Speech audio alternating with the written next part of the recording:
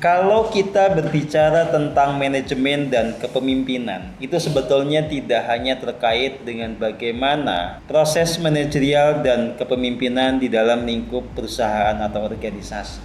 Sebelum masuk ke wilayah itu, sebetulnya kita mesti mengerti bahwa ada aspek dari manajemen dan kepemimpinan itu yang berkaitan dengan diri kita sendiri. Ya, kita sebutnya ini sebagai self management atau self leadership. Manajemen diri, kepemimpinan diri. Kemudian ada juga yang disebut sebagai life management. Ya, jadi kalau self management itu kan fokus bagaimana kita mengatur diri kita agar kita menjadi versi diri yang terbaik. Nah, kalau life management itu kita mengatur semua sumber daya yang kita punya agar kita bisa menciptakan kehidupan yang terbaik. Tentu saja ini berkaitan karena hanya orang yang bisa mengelola dirinya sendiri yang bisa mengelola hidupnya. Nah, baru yang secara umum dipelajari di kampus-kampus itu yang berkaitan dengan manajemen organisasi, manajemen lembaga, manajemen bisnis. Kita di sini ya belajar semuanya.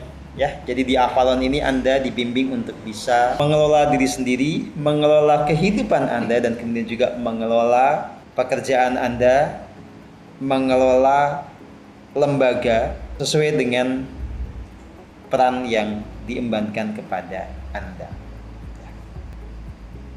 Nah, contoh. Misalnya kita mulai membahas tentang manajemen diri. Manajemen diri itu apa sih? Manajemen diri itu satu, berkaitan dengan kemampuan mengambil sikap-sikap yang tepat, mengambil tindakan-tindakan yang paling selaras, yang memastikan diri Anda itu ada di jalan kebenaran, keselamatan, yang memastikan diri Anda itu bisa bahagia, berdaya, berdikari. Manajemen diri itu bicara tentang bagaimana Anda mengambil langkah sehingga medan energi Anda menjadi selaras dan Anda bisa menarik segala hal yang terbaik dalam kehidupan Anda. Jadi manajemen diri itu tentang bagaimana Anda mengenali potensi diri, mengenali sumber daya di dalam diri, kemudian mengelola itu agar itu semua termanifestasikan dalam sebuah kondisi, ya. Anda menjadi versi terbaik dari diri Anda.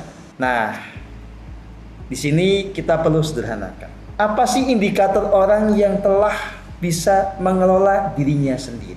Jelas, dia akan konsisten ada di dalam kebahagiaan. Dia akan konsisten ada di dalam kinerja yang terbaik.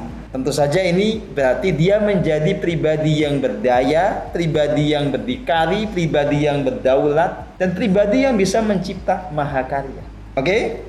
Dia bisa menjalankan peran sesuai dengan apa yang memang telah diembankan sebagai tanggung jawab bagi dirinya. Bisa betul-betul bertindak sesuai dengan kapasitasnya, sesuai dengan talenta yang ada pada dirinya. Tinggal kita lihat sisi yang berlawanan. Apa sih indikator orang itu belum bisa mengelola dirinya sendiri?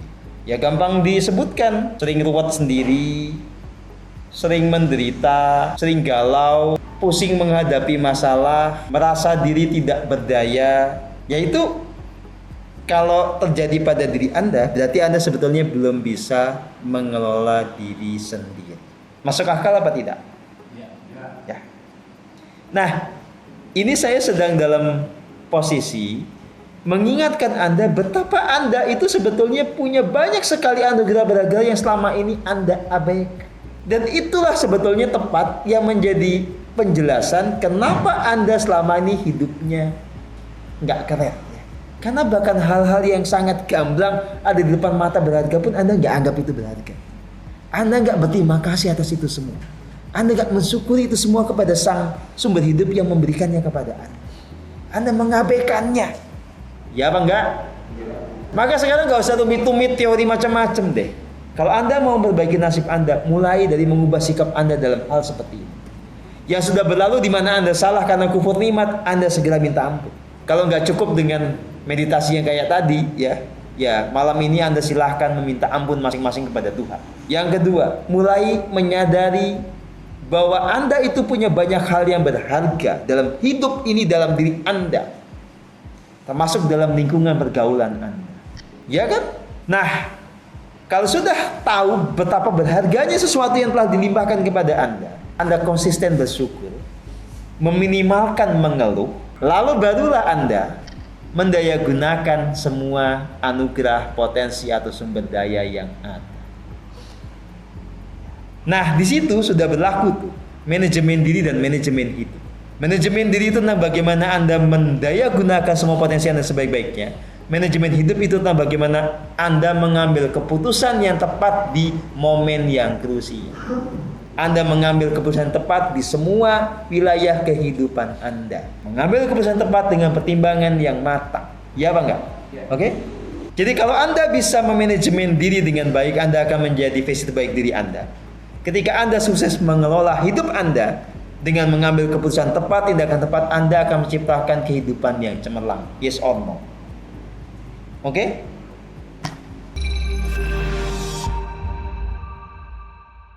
The Avalon Consulting. Creating Authentic Leaders.